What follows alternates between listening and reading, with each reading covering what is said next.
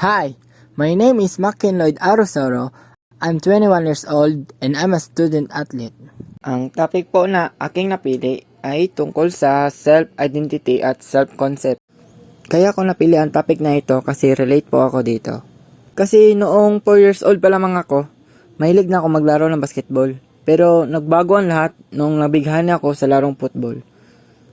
Nagsimula akong maglaro ng football nung 10 years old pa lang ako. Dito sa pitch na ito. Pinagpatuloy ko lang ang paglalaro nito hanggang sa nakuha ako sa varsity team ng elementary at high school. Hanggang ngayong college, gusto ko sana itong ipagpatuloy kaso may pandemya. Kaya focus muna ako sa pag-aaral upang makamit ang aking pangarap na balang araw magiging engineer po ako. At ngayon, ituturo ko sa inyo ang mga basic skills ng football. Unang-una, passing and receiving.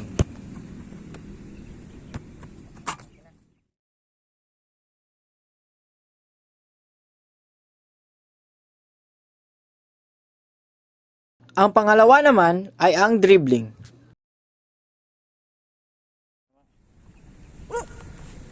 At ang huli ay ang shooting.